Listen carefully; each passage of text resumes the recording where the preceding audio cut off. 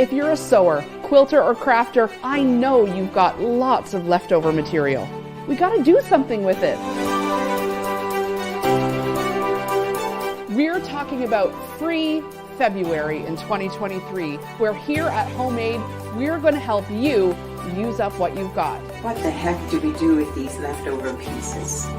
All of these extra little squares, What do you do with yours? they've got to be good for something. It's a mystery. Register at homemade.ca if you're excited to get your scraps organized in 2023. Hi everyone, I'm Jennifer Tryon. Welcome to week 4 of Free February. That means it's about to be March. All right. Goes by fast. Hi Nancy, hi Chris, hi Karen, hi Donna. Happy Monday to you. Thank you all so much for tuning in tonight. I know a lot of you have been working very hard over the last 2 months, getting your scraps organized and now using them up. Hi Cindy, hi Marie. Yes, Toronto is getting snow. We're about to get it here in Kingston, Ontario as well. We're bracing ourselves. There's a bit of a winter storm going on in Ontario and about to hit us here soon, I think, too. It was supposed to happen this afternoon, but we're nice and cozy in here putting together all these little bits and pieces because I have started, and I hope you are going to start to potentially make one of these scrappy quilts. We've been making smaller projects over the last 3 weeks. We did a table runner, we did a pouch, we did, what else did we do? Table runner, they're all down here. Table runner, pouch, pillow. It's downstairs. Yes. There's lots of things you can use your scraps for. But the ultimate is, I guess, putting together your own beautiful scrappy quilt. Hoping you have some thoughts on using those pesky tiny 1.5-inch squares. Oh, well, isn't that great timing that you bring that up? Because I have a lot of those 1.5-inch squares, just like we couldn't have planned that better, really. Is that a plant? And what I'm doing is I'm making the spare squares block and quilt. It's this one. It's gorgeous. This is the better picture of it. And it uses up all of those 1.5 inches. It's true, they are tiny, and we're going to talk about tiny squares tonight with Amanda Brown. Thank you so much for being here with us again and wrapping up our Free February event. How you doing?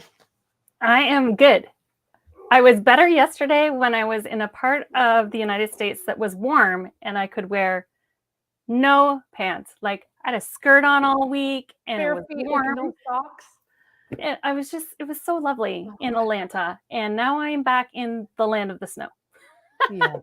Well, welcome back. We're glad you're here. I've been following you on social media and following the Canadian Quilt Collective and watching your adventures and admiring all of the beautiful Canadian quilts that were on display at QuiltCon. It was gorgeous. Were you like shocked? Phenomenal. And like in the last few years, we've won some pretty big prizes in Canada, but this year we didn't get any of the huge prizes, but it was just so awesome to see so many of them. Like, that's great. It was a lot. And judging smudging, the fact that you even have it there is amazing. Someone said to me, are you gonna put any quilts in the Kingston Quilt Show? I was like, heck no. They're like, why not? I was like, no way. Are you crazy? It's intense when they judge it. It's like, no, thank you. I saw live on TV. Nothing looks good. Everything gets ruined. That should be a category. Yeah. Have you made this under duress? What extenuating circumstances were you still able to make this quilt under? Winner! Yeah. Oh, that's funny. Okay, let's get going tonight. We want to talk about some, it's great that we're hearing about someone's asking, when is the quilt show in Kingston? It's in June. June 4th? Yeah, June 4th. We were actually kind of toying with the idea of doing our homemade event. We are going to launch one, you guys. Everyone's asking, when's the next event? We were toying with the idea of launching it the same weekend as the Kingston Quilt Show, and then potentially having people do some people could come and do the homemade event in person. We do think we're going to do that, but maybe not the same weekend, since they want us to be at the Kingston Quilt Show, not to be judged, but just to be there. So that might be too many things going on at once. But we are toying with the idea of having what we're calling a super ticket for the homemade event, where a few of you, we would shut down the shop. Only the people that have the super ticket could shop there. And then you guys can have the run of the place. Everybody will have their own desk and machine. And as the homemade event rolls out, we'll work together. You'll be here for the lives. You'll be able to see them. You'll be able to participate in them as sort of like an audience or doing your thing at the same time. Anyway, that's what we're sort of working on. That'd be fun. That would be fun. And maybe if there's people watching, just give me a little like, oh, I'd be into that, or whatever. I'd rather just come and shop some other time. I'd rather sit at home in my pajamas and do this. Maybe we can wear our pajamas here too. Lock the doors.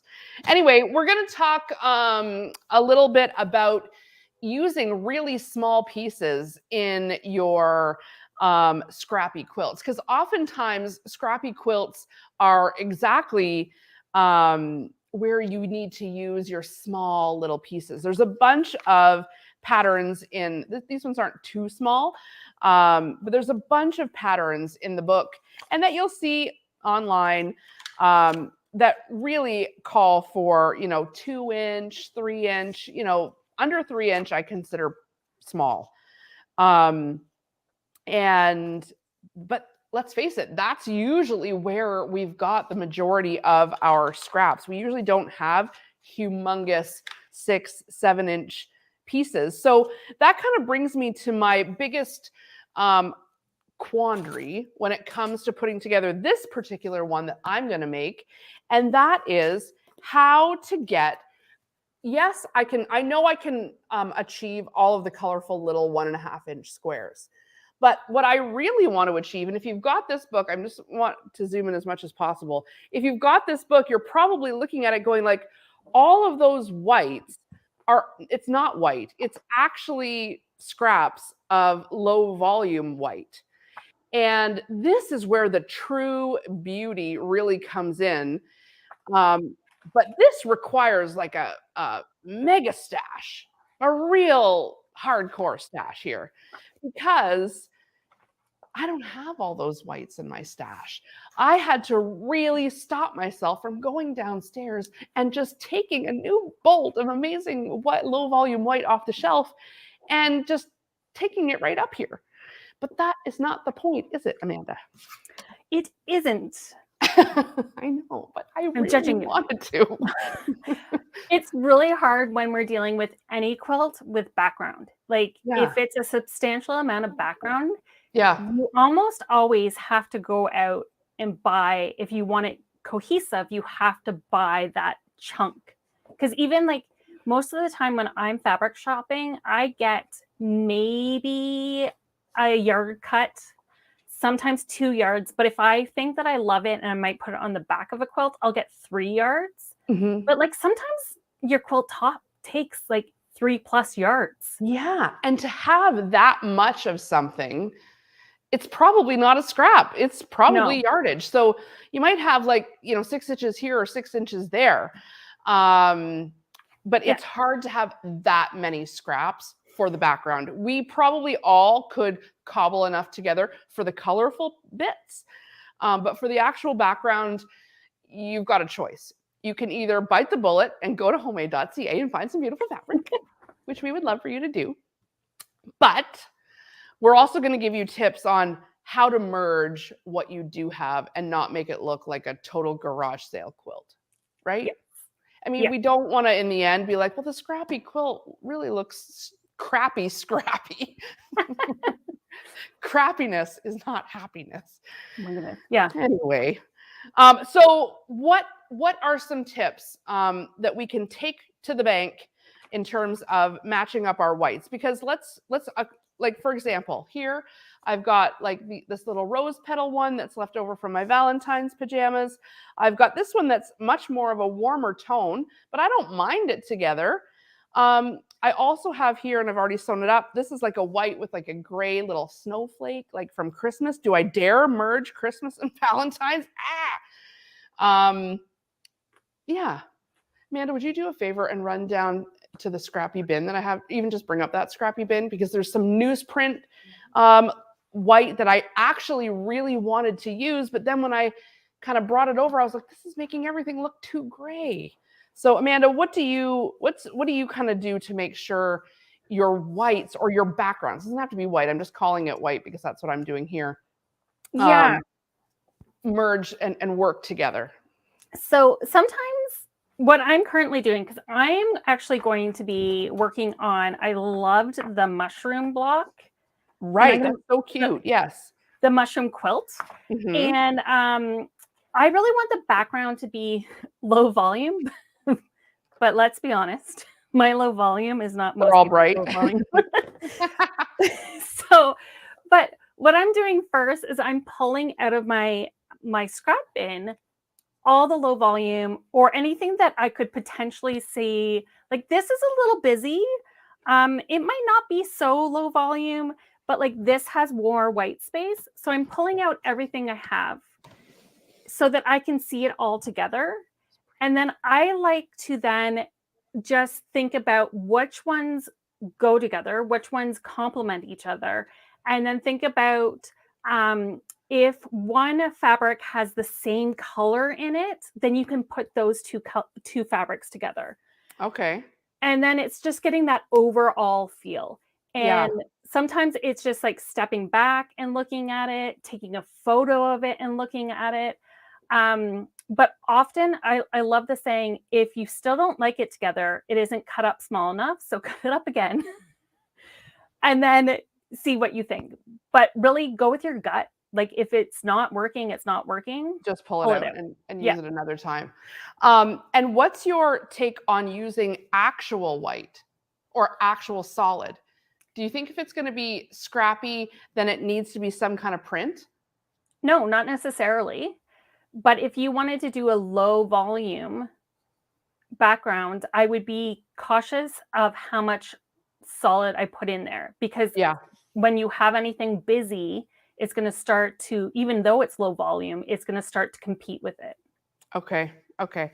So if we want it to kind of have that cohesive look, we really got to stick with the similar temperatures. Yeah. So that brings me to the fabric I really wanted to use for my background, which was this newsprint. Oh yeah, it's nice. I like that. Because I have like all of these 12-inch squares, but I don't think it was going to be like enough to do the entire background. No.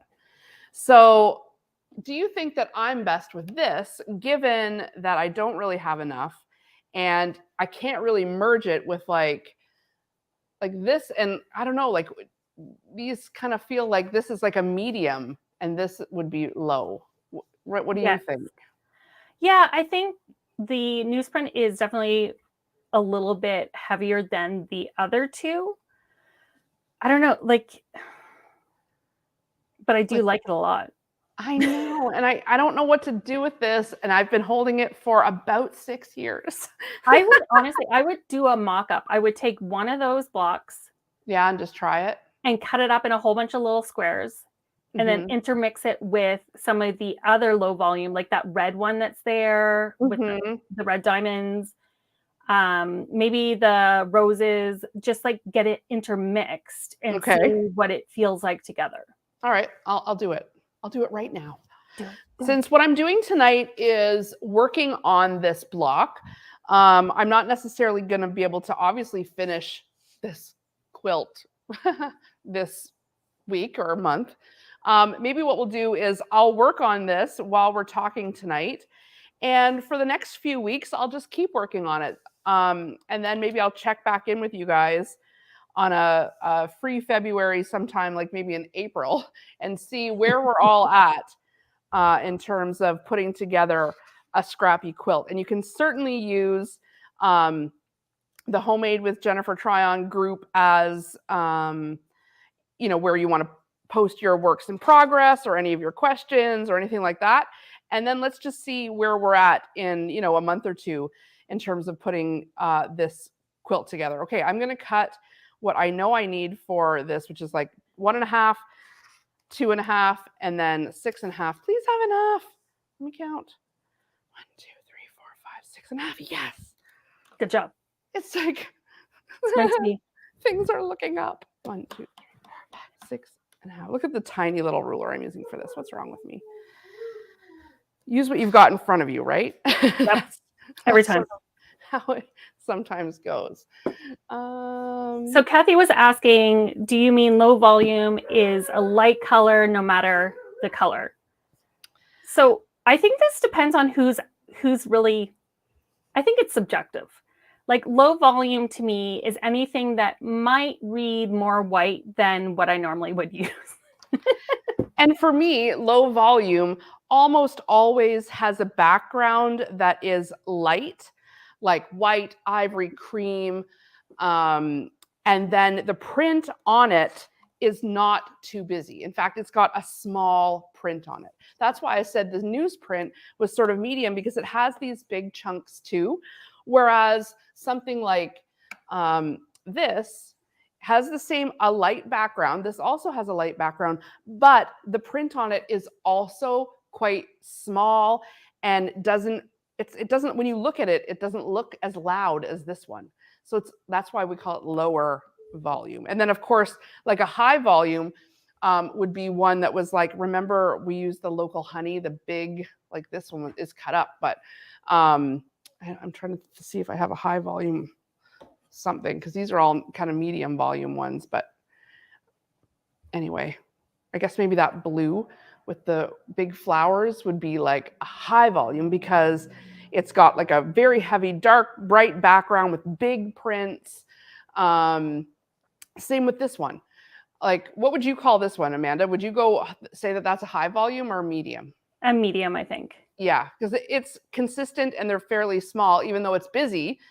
But this one, beside it's low volume. It's got a light background and just little prints. So you can see how when you're looking at these two side by side, it's obvious that this is a lower volume. It doesn't jump out in the same way that this one does. Yes. And like, I find I tend to do anything that just has more white in it than like a solid, or I use a lot of prints that have like a lot of color and shapes. But I also think that if I stand far enough away, that I would read that color as some sort of tone of white. Yes, that is a very good point. When you're looking at it from afar, does it seem like it's just white? And when you're looking at this one in the book, when you're looking at it just like this, it just looks like all those beautiful squares on white. It's only when we really zoom in, or you're looking at it right up close in the picture, that it's like, oh, that's this, and that's a little plaid, and that's kind of gray dots, and you know what I mean? Yes. But I'm not good at that because I don't have a lot of those. Like I have some like white with maybe little just colors on it, but like really, honestly, most of mine are going to look like this. So, like, it's not low volume, but it's just... So you might have to like buy some low volume. No, I'm going to go with it. So you're going to go with it. Okay. All right. I think what I'm going to do is I'll get these and get the background done, like pick out the ones for the background. And then I'll either go monochromatic on top. So like black, or like some darker color that's really just going to stand out against it anyway. Okay. That sounds good. Happens.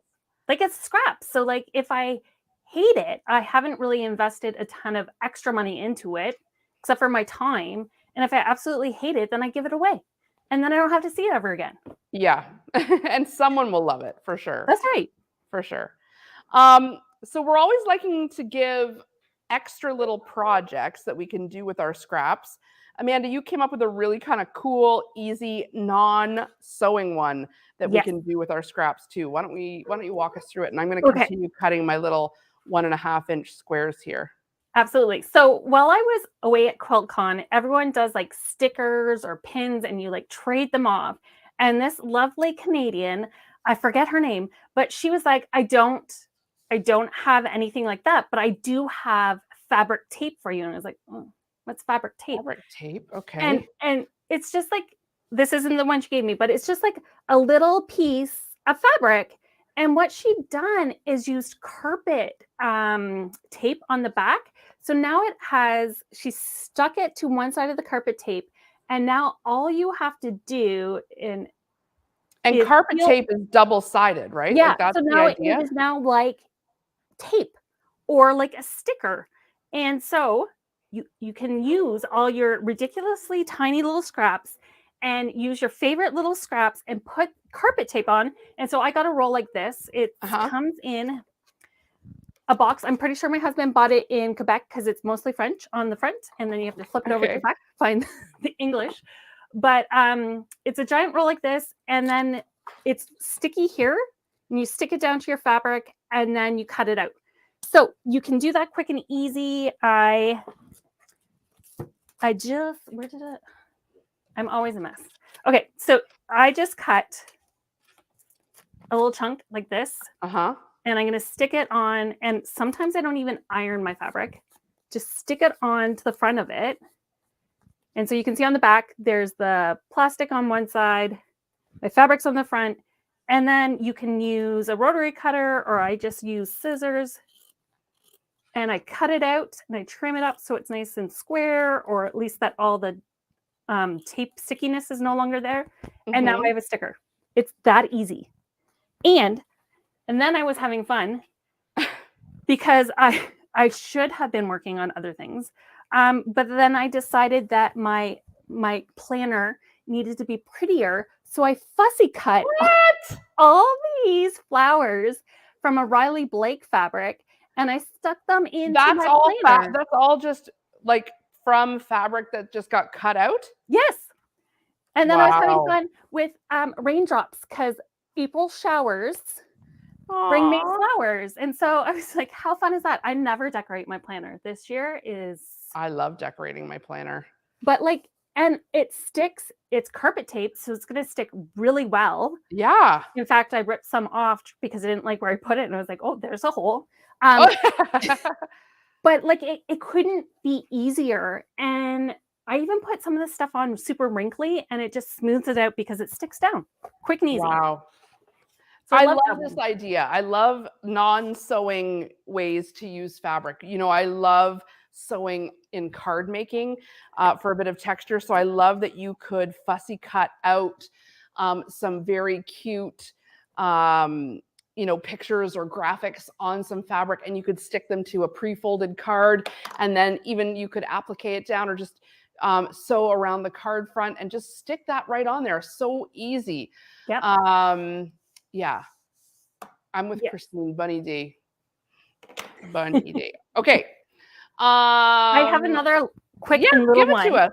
So, if you ever ate a lot of Starbursts, you may have made these little Starbursts. Who have you been talking to? Andy. You watched my Halloween video, didn't you? So you make all these little chains with the wrappers. There's tons of instructions online, but you can do the exact same thing with your fabric. And so I started cutting them out. And the difference is like these you fold lengthwise, like the long way, like in half, and then you fold the halves in. So there's like 4 layers. Right. That's too thick with fabric. So I just do like a 1/2 inch strip by 2.5 inches long.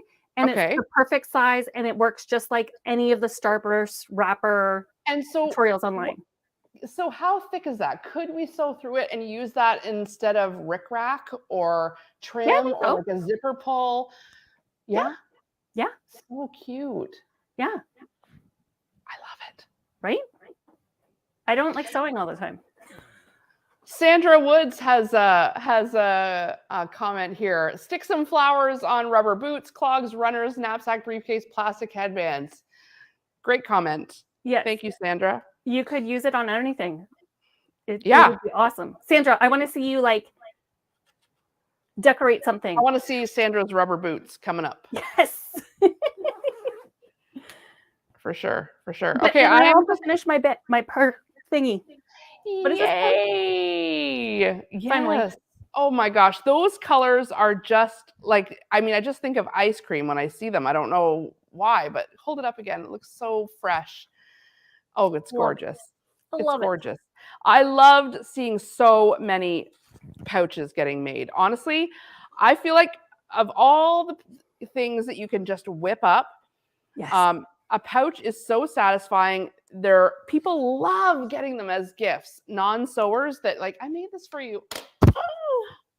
Like, Yes. yeah, you want to impress And you can never someone. have too many. Yeah, you always need a bag for something, for sure. You put your cords in it, put your makeup in it, put whatever. Yes. Yeah, use them in your sewing room for all your rotary cutters or your this or that, like for sure. Charlotte, it's carpet yeah. tape. Carpet So it's tape. indoor double-sided carpet tape. That's great. Okay, I have gone ahead and I took everyone's advice and I cut out the squares out of the fabric I was, longing to use. I'll show you a couple that this is how it's going so far with the low volume and the roses and the colors. Do you know what I mean? So we're getting these chains that are going to end up kind of coming together like this. Now, maybe I'm seeing that I'm repeating, but I mean, there's going to be hundreds of these. So this could be just like one little section, but maybe I need to get some stronger colors going here, some stronger colored scraps. Or when I'm assembling all of this, I need to like spread these ones out a little bit because obviously I'm in a bit of a lighter phase here. What do you think, Amanda? Yeah, like I think some of your colored stones need to be definitely a little brighter, bit more vibrant. Yeah. Yeah, darker. And you know what? Sometimes you only realize that when you put a few of these together. Like you sew them up, and I've been like pulling from the same batch of squares, and so all the blocks are looking kind of similar. Lucky for me, there's only about 400 of these to make, so these 5 can just be like 1, 2, 3, 4, 5 somewhere, and it won't matter that much. But it is a good point to kind of take a look like, if I need something very small, because this is just a little 1-incher at this point, because it is so small, this very, these lighter colors, like this one, especially the honeycomb here, it's just getting lost. Yeah. In the chain. Even this one isn't really doing the job it needs to do as an anchor in the middle of the block. So even though it's like, this is the example they're giving, even though it's scrappy, I do think, it probably stands to reason that you take a bit of time to ask yourself, what does the color need to do? And in this case, it needs to be more of an anchor than it's being. Some of these are kind of getting lost. Yeah. Good. I'm glad you agree. Well, and like that's the whole part of like when we play with scraps and we do things like this, there are so many little lessons that you learn about color placement and fabric placement. And this is the perfect time to do it, because if someone's like, well, it should have been like this. Well, it's like, it's scrappy. I'm using what I have, and you just go with it. Yeah, exactly. Okay, so I am going to just put my 1/4-inch seam down here. I'm using the HP foot on the Janome Continental M7, which is my favorite 1/4-inch foot. But when you're sewing tiny little scrappy things like this, it is kind of important to, there's a way to sew smaller pieces, or some tips that we could maybe pass on for, I've got kind of a worn out piece of end here. So I'm going to use that as my leader fabric. And if you're not sure what a leader fabric is, I like to just fold it over. It's just a scrap. And I put it just in the center and just start sewing on it so that everything is actively engaged when I bring the tiny piece over. The other thing I like to do is, if you can, if your machine is a machine that allows you to press a button and finish sewing with the presser foot up. So I'm here, I'm stopping, and then watch. Oh, it lifted. So that I'm right ready to butt the next piece right up against the needle. When you're sewing with smaller pieces, I find this really helps to make sure that, you know, the edges aren't getting stuck down into the needle plate. Of course, when I'm using the HP foot here, I have the HP plate on. Maybe your machine has a straight stitch plate that you could put on. That's going to really help you when you're stitching small pieces. Amanda and I were just talking about that was her tip. Sorry, I totally stole it. No, it's fine. But like I noticed today, last week I broke my needle, and I had a rough sewing. Girl. And so I put in a new needle, and I was like, it should be fine to use my zigzag plate for piecing some small things together today. And it wasn't, because my needle was brand new, nice and sharp. But it's still, if you watch it, a lot of times when you're dealing with these small pieces, they get pushed down into your machine a little bit. Yeah, so I want to show you, if you guys aren't sure what we're talking about, I just want to show you the difference between straight stitch needle plate and a regular needle plate. And lots of machines, Karin, am I best to go overhead, or do you want me to show you this at the side? What do you think? Okay, overhead's good. So right here is the straight stitch needle plate. No, it's better under the white. When you put it over the white counter, it looks good. Yeah.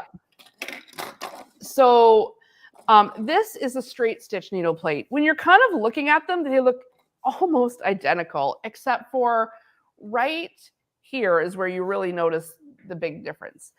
The straight stitch needle plate has just like these 3 holes, like a circle, and then sort of a larger hole and a larger hole on this side, but they're still much smaller. And the regular zigzag plate, is that what it's called? Regular? Yeah, a zigzag. Yeah. Just has one large little, it's shaped like a mitochondria. Have you been helping with science homework? Like it's not an oval. It's like, I don't know. It's just like a frown face. Yeah, it's a frown. It's like, meh, we can't use this for anything. No, I'm just kidding. Use this for lots of your decorative stitches. But here, when you put this on your machine, it's nice and wide, so you can go zigzag. You could do like all the decorative stitches that your machine has.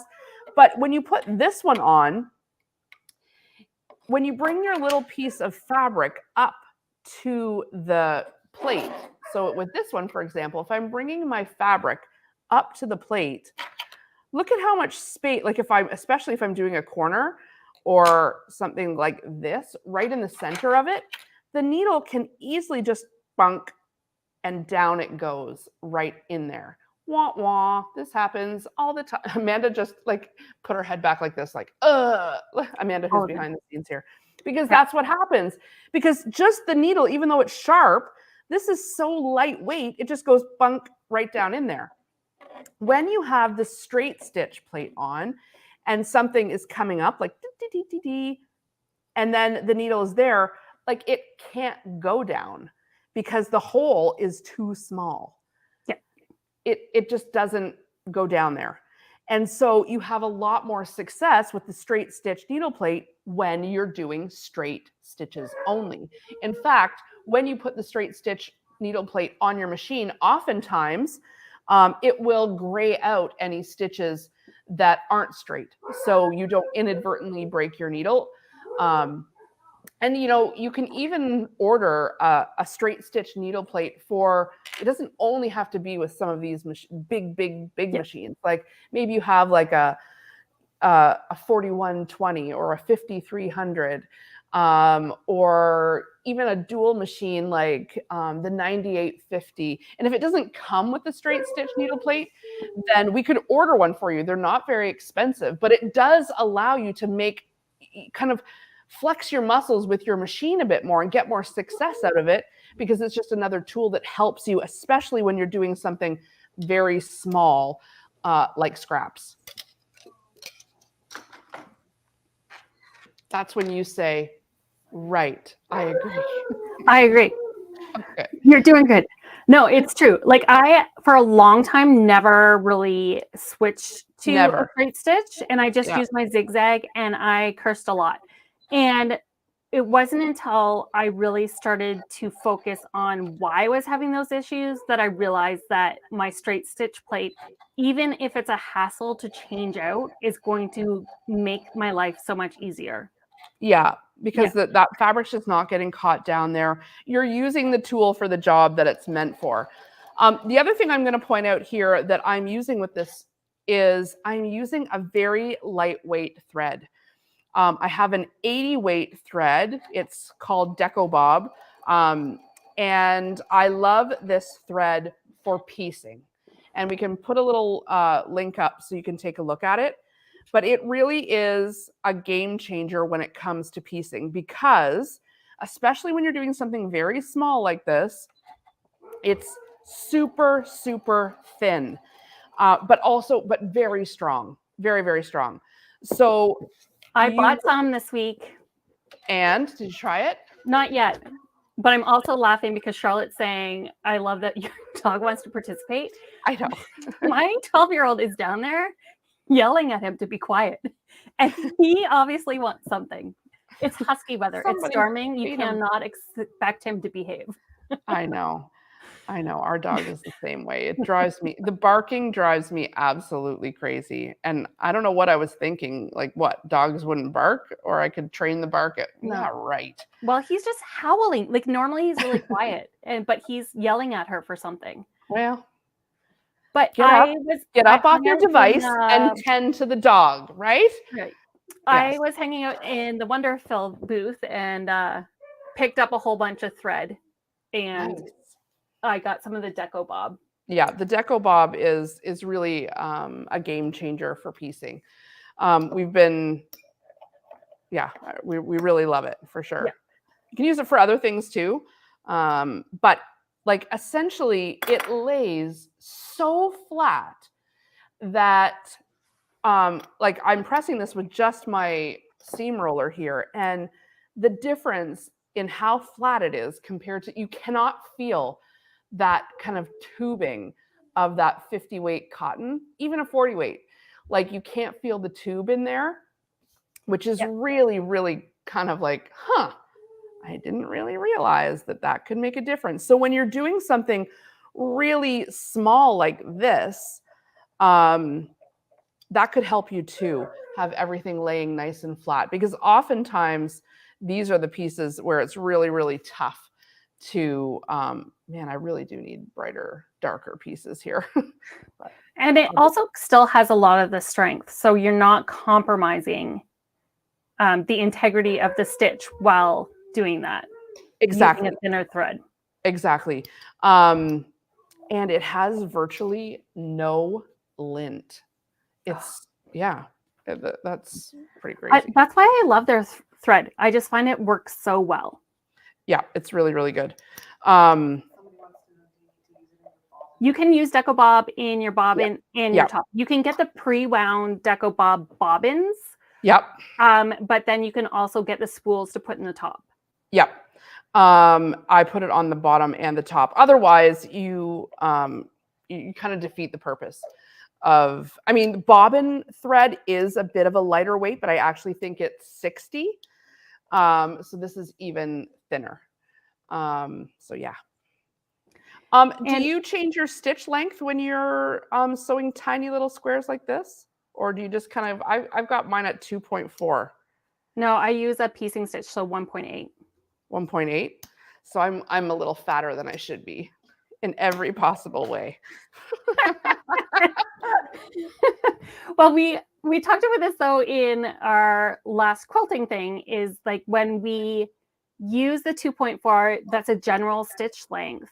Yeah. But when we're using our seam, like when we're pressing seams and we have so many seams in something, that you will still see your thread in a 2.4, but a 1.8 is small enough that you're not really going to see a lot of them. I'm going to make a change. I'm going to try the 1.8 because I just flicked the machine on, and you're right. I do know better than this.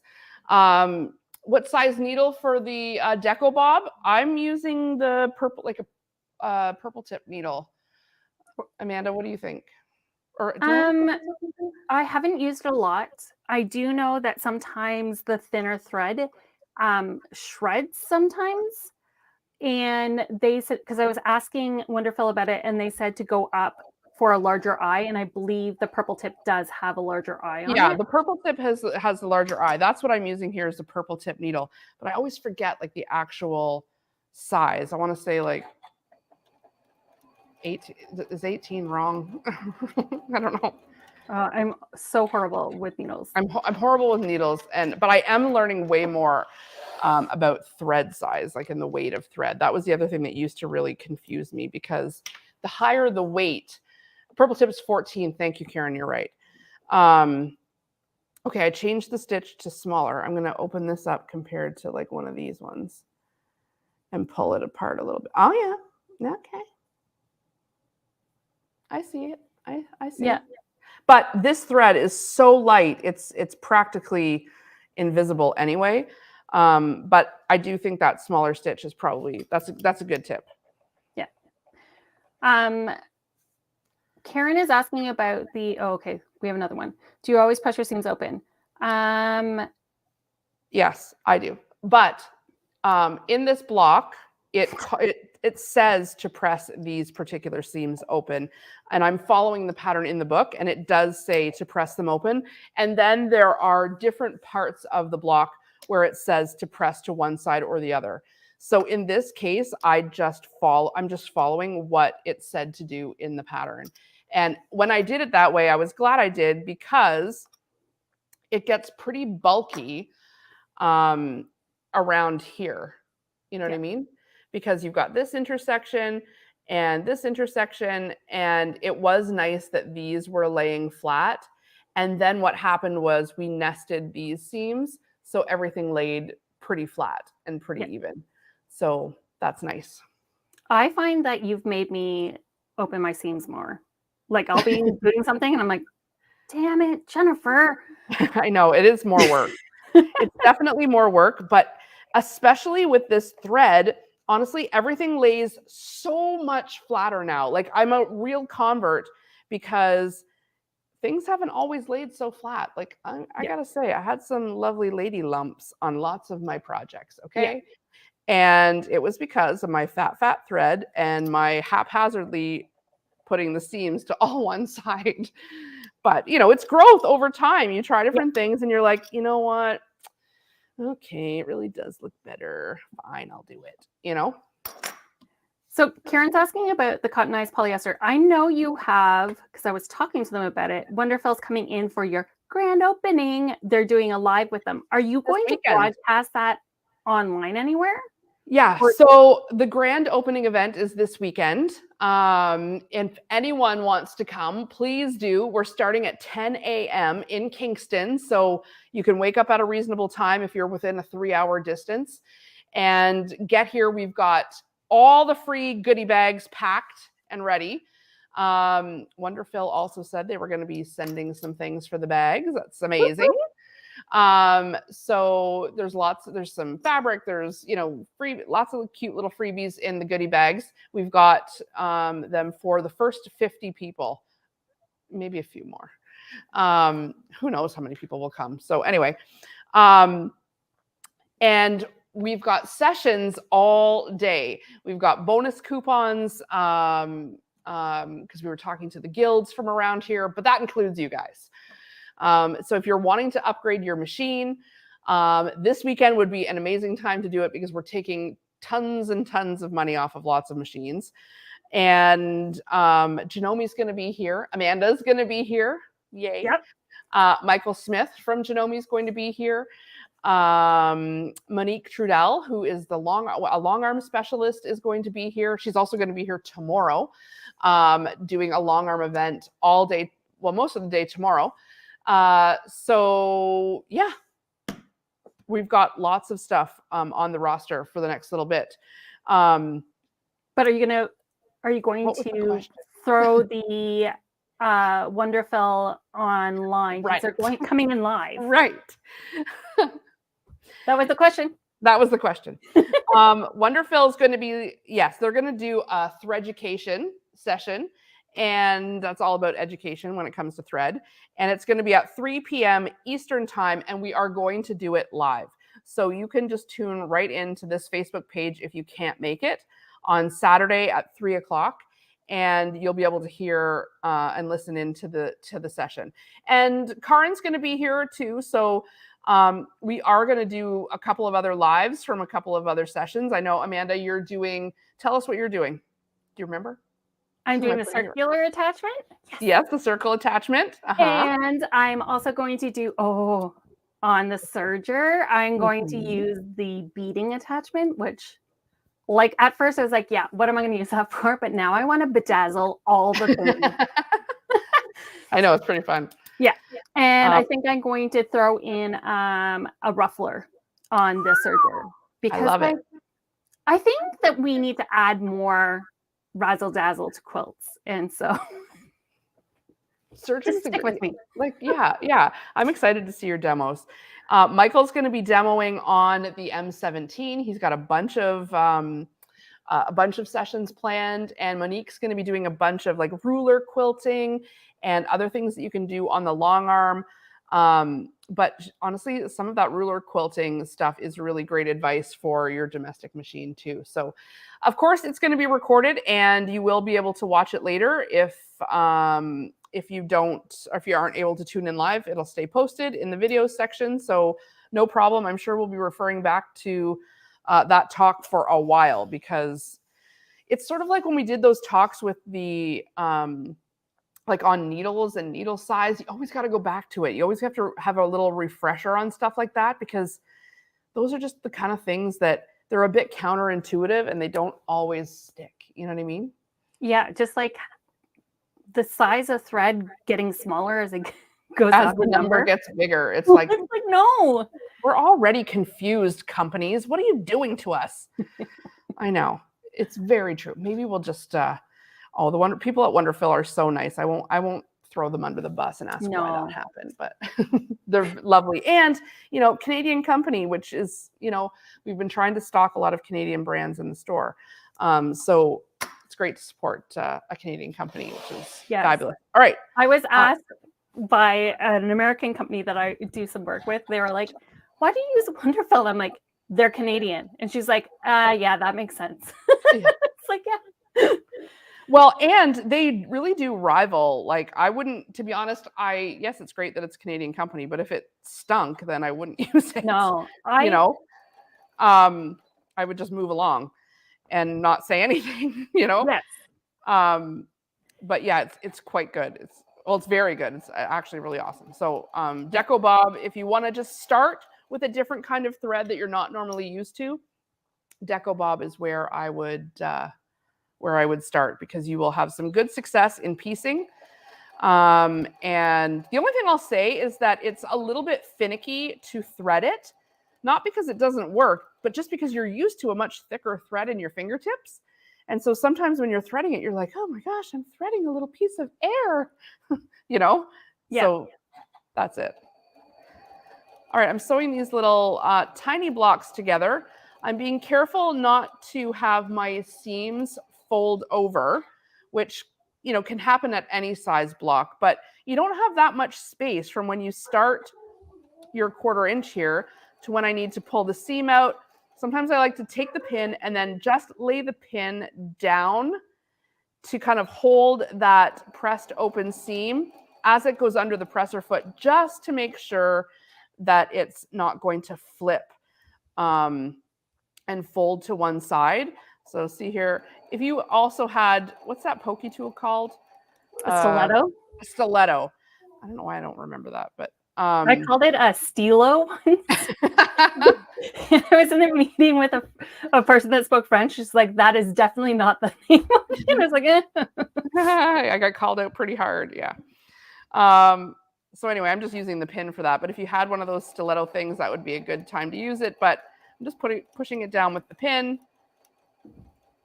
And you know what? I find sewing tiny blocks like this much more difficult to keep straight than like if I had like a big 3 or 4 incher. Is that just me, or is that like a normal thing? No, because there's not enough to grab onto.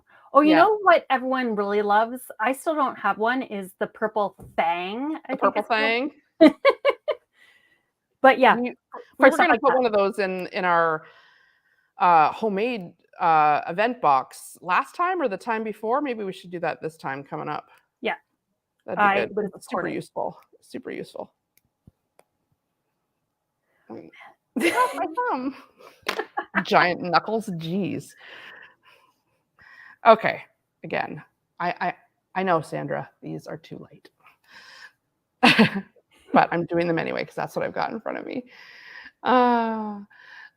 Chris uses tweezers. That's a good one, especially tweezers that come with your serger because they've got kind of a point on the end. That's a great one to use and have handy, like not just to like grab your thread, but to hold your stuff down. So I'm just giving these a once over with the seam roller, and then I can take everything to the ironing board all at once, and it irons up much, much faster this way if you do this step first. I know it feels like maybe you're doing a second step, and why not just press them? But it's actually much more difficult to open it up, hold the iron there. It takes longer when the seams are already open like this, and you just have to go and press it flat. Yeah, it's much, much quicker. So I know it seems like why do the extra step with the seam roller, but I love your little heart on my nail. Yeah. This was as wild as I could get when we got our nails done at the salon. Look at you, daughters were getting like 7-inch nails with like sparkles and da-da-da. And I was like, I'll just have one heart on that one finger. The party finger. I know, this finger's really going for it. Then I was like, maybe it just looks like a blood blister. Like I jammed my finger in something. Yeah. And I was like, oh, well, it's done now. I feel very self-conscious with nail polish on. Like it's, I don't know. Does anyone else feel like their hands get heavier and they're like, I feel like my nails can't breathe. Like, yeah, like they feel trapped. It's okay on my toenails, but on my fingernails, I don't like it very much. Same. I'm all for, I can do a color on my toes, no problem, but my fingers, and maybe it has to do with like getting ingrained in me and like seeing your hands on camera so often, that I have really been trained, and this is TV for you, that you're not to distract the viewer from what you're doing or saying. And if you have like some sort of crazy nail polish on, like even that little heart, you noticed it, which means you weren't watching what I was doing. And your mind drifted from the pressing to, what the hell, is that a blood blister or a little heart, right? And so right away in TV world, like if I'm doing the news like I used to do, we lost you. We lost the viewer because we distracted them. And so it's a big no-no in TV to wear or do anything that's sort of too busy or too distracting. And that's why you see news anchors, they all have kind of the same hair and the same plane. There's not a lot of busy patterns. There goes my next career, Jen. You're out. You're not making it. You could be the weather girl. They do allow some color in the weather department. Just not green. I made a beautiful green dress for QuiltCon. So. Green, well, you can't wear green because I know it would be bad. Green screen, and you'll just be the head. But you can't wear black. There's all sorts of rules about what you can wear and not wear on TV. And so I think after 20 years of people like, they don't mince words, okay? If you are doing something wrong, they just immediately tell you. Like, and there's no like couching it. Yeah. I love watching Alex Brown, Tom Brown's daughter. Tom Brown from CTV. Oh, yeah. Tom Brown, I know. Yes. Oh, so his daughter's out west somewhere, I believe. Okay. And he's a news anchor early morning, and she does TikTok, and she does like behind the scenes. Okay. And she's hilarious. She always tells us what she has to do for her makeup and all that kind of things. Well, it's a brave new world now, like with, so much online stuff and social media and, what you can use and what qualifies as like good video these days. And so, I'm very much like an old timer when it comes to like TV at this point. But yeah, anyway, that's probably why I have such an aversion to things that are too busy and too loud on camera, because it was really beat out of me from a young age. Like people would just write in and be like, "Why are you so ugly?" I'd be like, "Oh, okay, thank you." Or that shirt, really, you look horrible. Why did I mean? And man, granted, people would write stuff all the time like that. Or they meet you in person and then they would be like, "Huh, you're so much nicer looking in person," or something like that. I'd be like, "Is that okay?" Anyway, lots of funny things. Yeah, lots of funny things. Anyway, I actually really love the newsprint on this. I think whoever suggested that I test it out, was that you, Amanda? Yeah. Was very, very smart. Yes, exactly, Lisa. They do need to quilt. Quilting makes you happy. That's and right. Less likely to write negative things about people you don't know. Okay, so I'm going to take my one block, and so when you're, I've got a little bit of like, this one's kind of coming out a bit. What do we think? Do we trim? No. We just go for it, eh? Just match up the seams, match up the beginning, the seams, and the end. If there's a seam in the middle, and ease that baby. As long as there's a little bit of thread holding on, you're good. Yep. Now, one thing too, if you're going to do this block that you want to pay attention to, and what I will say about this book is while it's great for all kinds of different patterns, there's not a lot of written instructions. They really just sort of assume you're going to know how to put this together based on just this little photo. So it's not going to say, make sure that you press towards the middle. It's just going to put that tiny arrow right there. So watch for that. It's not going to say, oh, pay attention to make sure your colored squares are on the bottom next to your middle square, for example. It's not going to have any sentences. So you're really going to have to look at the block and make sure you don't put it together, for example, with the white down here and down here. The white needs to be up here in order for that chain to really work. Ask me how I learned that. All the time. Yeah. And you know what? You will end up putting it together, and I bet you will have one that is wrong, and you won't notice until it's quilted, and then you'll be like, huh, oh, well. I leave it like that. Yep. Well, at that point, what are you going to do? I know some people that would pick it out. Well, they're not going to be our friends, are they? No. We're here for the mistakes. Yeah, I mean, it happens, right? Like there's only so much you can do. Okay, so when I'm putting right sides together here, I'm just going to be like conscious.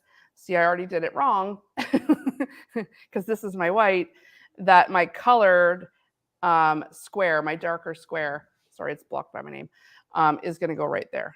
So I want to make sure it's going like that. And then also again on this side that my colored square is the one that's down. I'm going to sew this way. And so here we go. Kathy, I love that you would pick it out. Would she? Like that's dedication.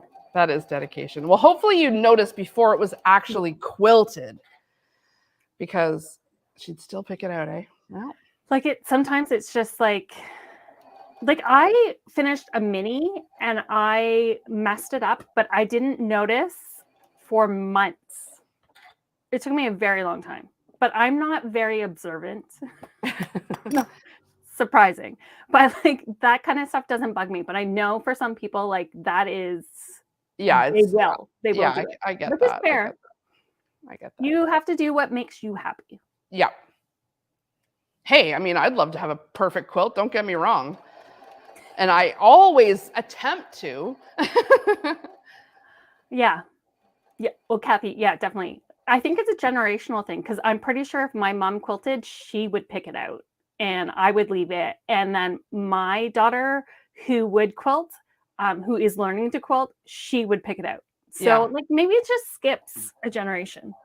Yeah, because daughters always do the opposite of what their mothers do, right? And so that's how that goes.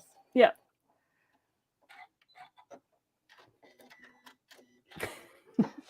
You're still our friends. Yes. Yeah. Kathy is Amanda's mother, who's behind the scenes here. I'm just going to call that right out. Would Amanda, would you, you would. No, Kathy is calling Amanda out and saying, she would leave it, or you would leave it. Yeah, you'd leave it. Yeah. Yeah. And this is why Amanda and I are going to be good friends. I have a question. I'm 60 years old and disabled. I love to quilt, but I have no mindset to quilt. How would you get your mindset back into quilting again, if that makes sense? That makes total sense. In fact, it applies to anyone who's sort of lost their mojo and is having, a hard time, like they have a bunch of unfinished projects. We all are there, so I wouldn't sweat it. My advice, and Amanda, you tell me what you would do, is just to do something really small to start.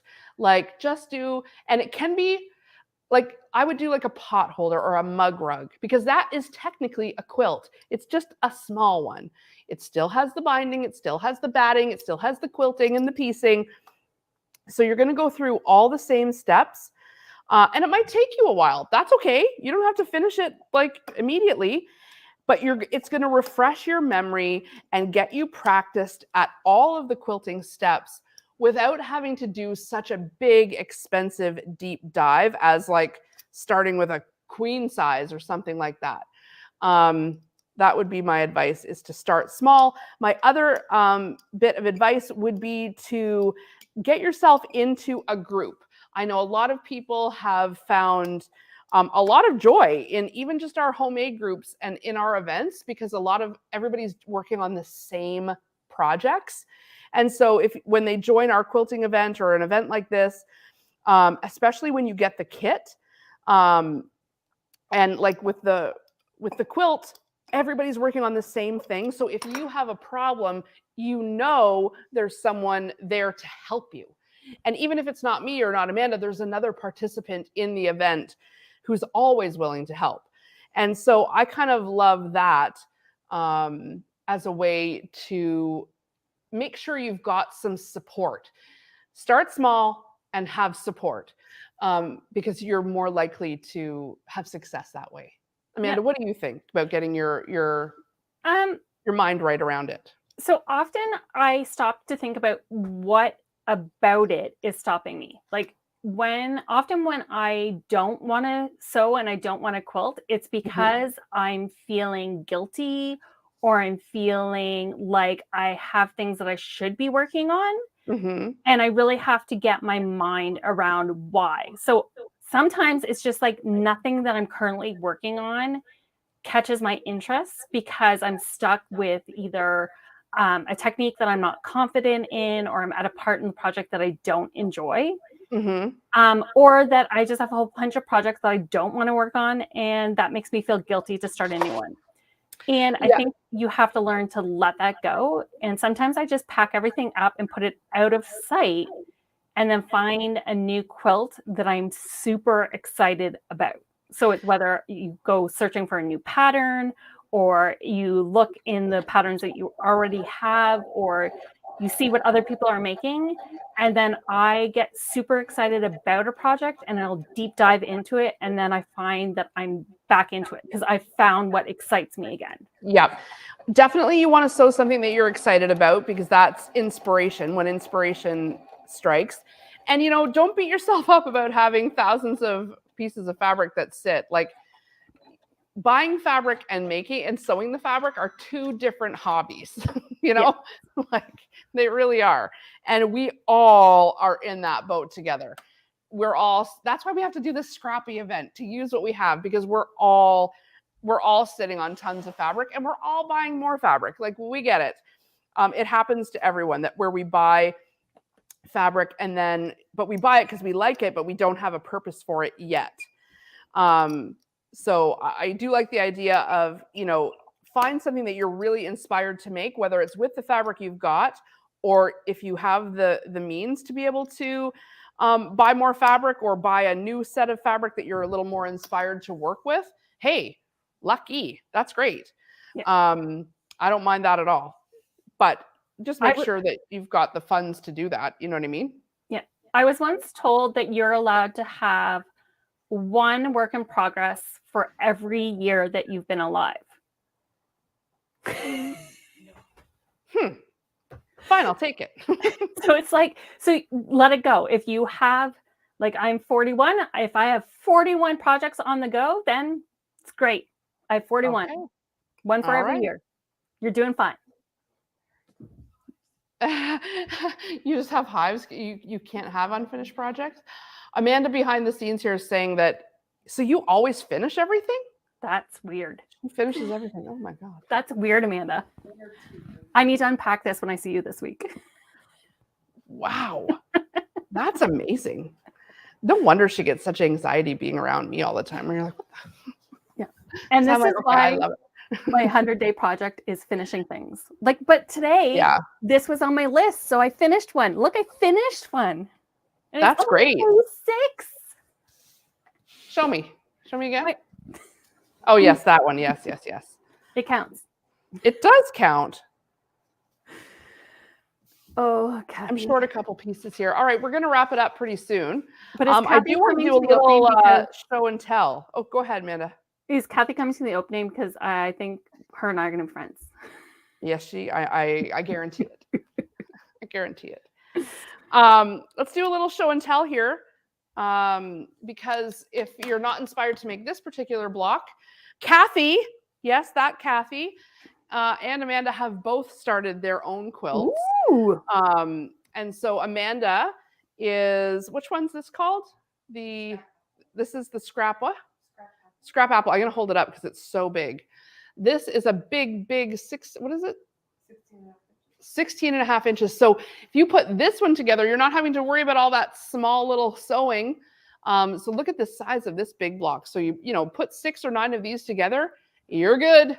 That's really yes, cool. my mom will be here too for the opening. Kathy will be with my mom. Oh, nice. I know. Oh, look at this colorway. Very good. Oh, it's cute. All scraps. And Amanda has used all white on white for the background. All scraps. That's amazing. That's really, really good. These look great. And I love a big block. I love a big block. The quilt comes together so fast. I can't believe I chose that one. I'm so doomed. I'm like literally pulled all my thread over here. What the heck? Okay. All right, Jen. I've gotten down the hall before. I know. Like, what the hell? It's around my foot. All right, I got to cut it. Honestly. There. Okay, and Kathy, she has fussy cut. She took your words.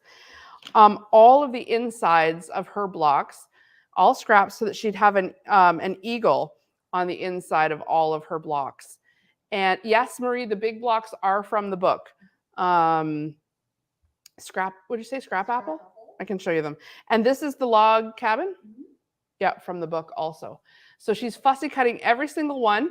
Yes, the opening is this Saturday, Lisa. I hope you will come. Lots of great scraps here. But you know what? Like Amanda, you really taught us to like take the time when you're seeing your scraps and don't waste something that you want to preserve. Yeah, so to fussy cut something for the middle. Oh, she's even got one here like mid-flight. So that's kind of cool. Lots of great blocks here. Kathy, well done. This is going to come together in no time. Really and I love that you took the time to, and I know cutting's not your favorite. Amanda, did you have to do this? She did. She cut it herself. And this is going to really be great because you obviously wanted to emphasize this, and it really, really does. And I love that it's a different flight path almost every time. So well done here. So maybe by April, when we check back in again, we will have some bigger ones done, and maybe we'll commit to doing them on the long arm. Ooh. I know. We spent all day in long arm training today. Amanda, I know. And tomorrow, we've got Monique Trudell in the shop doing So if anyone's watching from the Kingston area and you want to come into the shop tomorrow for free workshops on the long arm, she's going to be demonstrating all sorts of cool things on the long arm, which is going to be great. I know, wouldn't it be like, I've dreamed of having a long arm, and this is sort of like a, I can't believe it. I can't believe I got one.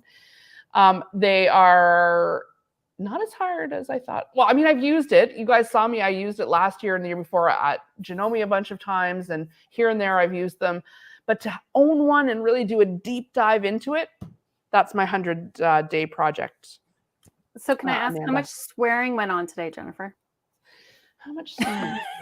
Not a lot of swearing, because we were really we had our hands held today. Now, later in the week, when we get our own precious quilt tops, when we think we can do it and we bring what we actually made to it, now that's when we need the swear jar, my friend. Oh, that's when I'm sure we're going to feel it most. I'll never forget that first moment that you grabbed the long arm and started to go. Oh, that pantograph. Like, what? I thought it was going to be so much easier. Like we did, was it last year or the year before? I don't know. During one of the quilting events, we visited Janome headquarters. There's a video on my YouTube. You guys could watch it. I think it says long arm or how to long arm or something like that. And I went to visit Janome headquarters in Oakville, and Michael Smith and Amanda were there, and we spent the day with the long arm. And I was like, I can't wait to finish my quilt by the end of today. I didn't even get it on the frame. Like, not even close. And we were doing like the paper pantographs, and I was like, well, that's going to be easy. And I was like, wow, this is like Amanda, who's behind the scenes here. She was like, yes, it was the scrappy winter one, Lisa, you're right. The Lottie. And I was like, oh gosh, I'm not doing that well. But Amanda, you did your whole quilt like that, right? And by the end, I think it's just a matter of like practice, right? Yeah, it is. It really is just practice. And being loose and free with it all. Like when you're like death gripping it, it's not as good. Guilty. That's why we drink. No, just kidding. Yeah. Yeah, for sure. We were doing some really fun, like free motion stuff on the long arm today. We also set it up with the computer so we can do it perfectly every single time, which is, you like to take credit for that, which I do. It's still a lot of skill to get that to work properly. Yeah, for sure. And so we've also had a couple girls who are, were in the shop doing the long arm training too, who will be doing long arming here on a regular basis. And so we were even thinking, and you guys tell me what you think of this, of in our next quilting retreat, of putting a return mailer shipping ticket in your box if you want to send your quilt top back to us, and we'll send it back to you long armed. That'd be pretty. I think that's a good idea. Yeah, and then we could just put up a couple of designs people could choose from, and then we'll send them back to them. And that way, if sometimes people don't finish because they're not confident in their quilting or they don't like that particular process. So that would be a great way for us to still get you going and get you ahead. You know what I mean? And if you make it a part of it where if they're doing that in the beginning, you don't have to put in the batting or the backing, and it can all stay there. Exactly. We just keep it here. And then if you're sending it back, just decide right out of the gate if that's what you're going to do. And then we'll hang on to your batting and we'll use it on your quilt here. And so anyway, we're always coming up with ideas. We do. That's not a problem. The ideas are not a problem. That's for sure, Amanda. Like, we're always having ideas. What I need is some cloning. If anyone knows how to do cloning, right? Message me offline. I need you. The homemade team is fabulous. Honestly, everyone's working so hard to try to pull all this stuff off in the last few months. Like opening the shop and, has been such a huge undertaking. Now that it's kind of up and going and we're getting that stuff, we're going to, kind of concentrate again on doing our regular events. So we will have a quilt coming out, Marie, and we will have a homemade event coming out in the very, very near future. We're working on it right now. We need a bus from Kingston to Toronto, a shop hop. Hey. Yes. I mean, honestly, you guys, if there was enough people, like, and you just all met at Yorkdale, we could definitely arrange something like that. You know what I mean? There's quite a few shops between there and Kingston. And Yeah. then there's a lot of shops around that area too. Yeah, there's 3 just here. Mhm. You know what I mean? So for sure. All right. I'm going to keep working on this. We're already 8:16. But how's everyone feeling about using up their scraps? Who's going to take on making an actual scrappy quilt? It's a big undertaking. It's a big undertaking because sometimes it's lots of finicky pieces and it's a lot of repetition, and you don't have the same kind of drive that you might have when, let's say, you join the quilting retreat and you're like, oh, my box came, and you know what I mean? There's like a real dopamine hit when that happens and you're really motivated to do it. So, you know, sometimes it takes a little bit of like oomph to get yourself into completing something that's made all out of scraps. But I would encourage you to do it. You've got so many great patterns in the Scrappiness is Happiness book if you decided to get it. There's also tons of free patterns online. And absolutely, you can dive into one of those and have great success too. And we're always here to offer our support, advice, a laugh. One book left. Oh, we have one book in the shop. Yeah, one book left. That's funny. That book's been lingering a little while. Someone kind of said that they were coming for it, and we're like, well, I don't think she is. So, yeah, if anyone wants the book, there's one.